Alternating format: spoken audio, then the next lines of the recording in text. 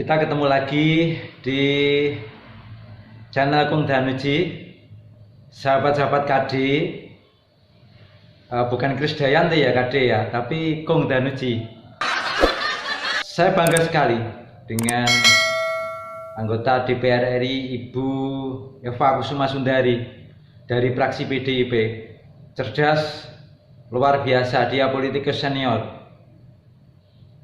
Pesan beliau, mulutmu harimaumu, hati-hati. Saya ASN, saya tidak ingin seperti apa yang diceritakan Najwa Shihab, bahwa gara-gara menyebut, menirukan Gus Dur yang juga pernah ditirukan Kapolri, mantan Kapolri Jenderal Tito. Jika kita masih bebas tertawa, itu tandanya demokrasi masih ada. Kalau tertawa saja sudah mendatangkan resiko, berarti sesuatu sedang terjadi. Seorang aparatur sipil di Maluku Utara bernama Ismail Ahmad mengunggah lelucon Gus Dur soal polisi.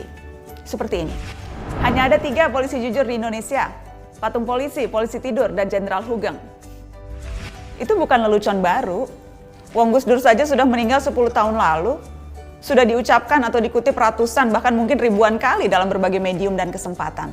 Dan itu pertanda lelucon tersebut memang diakui dan diterima banyak orang. Tapi ternyata ini membawa masalah. Ismail Ahmad dianggap melecehkan institusi kepolisian dan sempat dibawa ke kepolisian. Ada apa ya? Kok yang bertahun-tahun tidak pernah dipersoalkan? Bahkan petinggi Polri, salah satunya Pak Tito Karnavian, pernah menyitir lelucon itu loh. Saya khawatir yang dialami oleh Ismail Ahmad ini lama-lama menjelma sebuah simptom, gejala, gelagat tentang makin tipisnya telinga para pengampu kebijakan di negeri ini. Tidak mudah memang menjadi objek tertawaan, namun itulah ujian bagi para pemimpin, pejabat, dan pengampu negara ini. Mereka kadang lucu, bahkan kadang lebih kocak dari para komedian. Leluhur kami di Tanah Bugis mengatakan begini, aja mau ada, apa ia tu adae mega betuanna mau tutui lilamu apa ia lilae power. Artinya adalah janganlah terlalu banyak berbicara sebab kata-kata itu banyak artinya. Jagalah lidahmu sebab lidah itu sering mengiris-iris.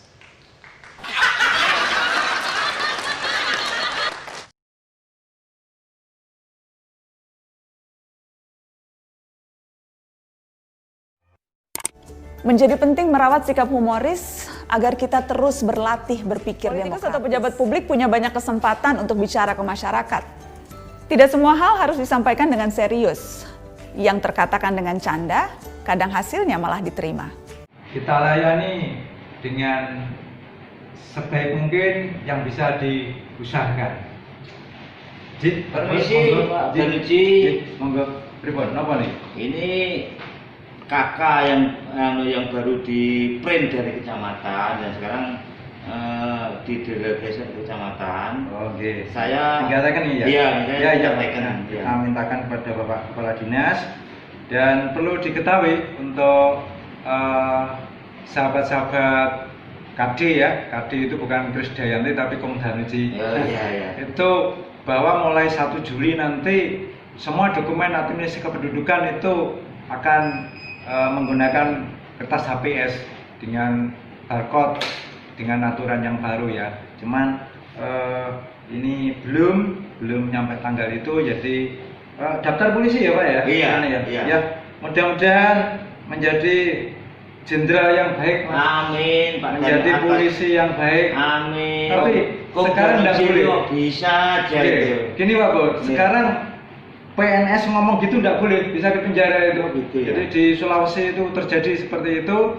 Saya tidak ingin mengatakan itu. Saya hanya ingin bahwa kalimat itu pernah diucapkan Gus Dur, pernah diucapkan Jenderal Tito yang waktu itu menjadi Kapolri, dan tidak bermaksud apa-apa, adalah bahwa hanya untuk memotivasi Mudah-mudahan putrane jenengan sukses Amin. menjadi polisi-polisi yang baik seperti yang sekarang juga banyak polisi yang baik-baik pula gitu ya Pak ya. Terima kasih atas Nggih. Nanti doanya. bisa diambil di loket pengambilan ya. Oke, terima kasih. Nggih. Monggo. Nggih. Assalamualaikum. Nah, ingin mengatakan itu. Beliau para tokoh besar, Gus Dur, Jenderal Tito, mungkin maksudnya dalam rangka memotivasi anak buahnya di tempat yang terbatas. Jadi yang terbaik kalau ASN ya bekerja saja, ngikuti pemerintah, ngikuti aturan, tidak menjadi komentator. Jadi bukan berarti kita berpendapat tidak boleh. Undang-undang dasar memberikan ruang kita bebas mengeluarkan pendapat, tetapi dalam konteks apa? Gitu. Termasuk RUU HIP, kita cenderung menolak atau kita menerima, ya kita serahkan bapak-bapak, ibu-ibu yang ada di DPR sana, juga kita serahkan pada pemerintah. Kita percaya juga kepada para aparat penjaga negara kita, para tentara-tentara kita, ada juga Menteri Pertahanan yang juga luar biasa, kita percaya sangat cinta NKRI. Jadi marilah kita berbicara pada porsinya. Kalau kiai ya harus bicara tentang hal-hal yang terkait dengan agama. Jangan kiai bicara seolah-olah seorang dokter bahwa virus corona itu bahaya apa tidak, kita harus begini-begini. Kalau kesehatan kita percayakan kepada dokter. Tetapi kalau soal agama, ini kita percaya pada kiai, kepada ulama. Ini luar biasa nanti.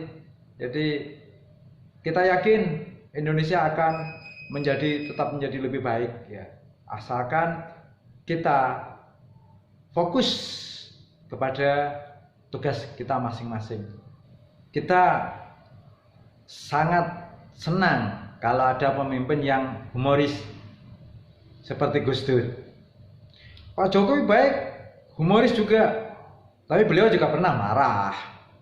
Ada teman yang bercerita bahwa pernah Pak Jokowi juga marah-marah, mau meresapel karena menterinya agar lebih giat lagi. Nah, ada juga kepala daerah yang lebih banyak marahnya. Ini diakui beliau sendiri. Ahok, Bu Risma ngaku. Pak Ganjar Pranowo, Gubernur Jateng, sering guyon, sering gojek dengan rakyat. Ini baik, tapi juga pernah Pak Ganjar marah. Jadi saya pikir balan seperti Pak Jokowi itu bagus dari sisi sekali tempo marah, sekali tempo humor. Jangan marah melulu, juga jangan humor terus. Ya, saya setuju, senang yang gaya-gaya seperti itu. Saya yakin sahabat-sahabat pasti juga demikian. Menjadi teringat sebuah cerita yang diceritakan seorang teman. Tapi bahayanya kalau menyebut suku atau ras ini bisa menjadi masalah sara. Konon ceritanya begini, ketika petugas Satpol PP datang, kemudian mau menggusur seorang warga yang memiliki kios dan berada di sebuah lahan yang menurut persepsi Satpol PP itu adalah lahannya Bina Marga atau bukan lahannya bersangkutan. Tapi terjadi engkel-engkelan. Pak, Saman saya beri waktu 3 kali 24 jam harus pindah dari sini. Semua barang-barang harus dikukuti, nyah dari sini. Ini adalah amanat Perda dan saya adalah aparat yang mengawal Perda, menegakkan Perda. Si warga menjawab dengan enteng, "Tidak bisa, Pak. Maaf, logatnya tidak seperti itu ya.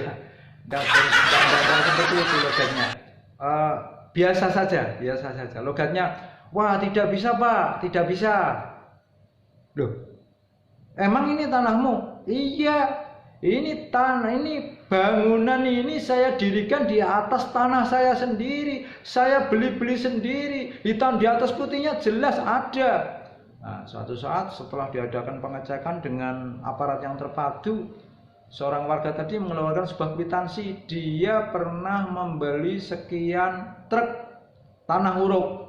Dipakai nguruk di atas tanah itu. Kemudian didirikanlah bangunan kios itu. Loh, ini bukan sertifikat tanah, ini bukan dari BPN, ini bukan dari agraria. Ini kwitansi saman beli tanah huruf.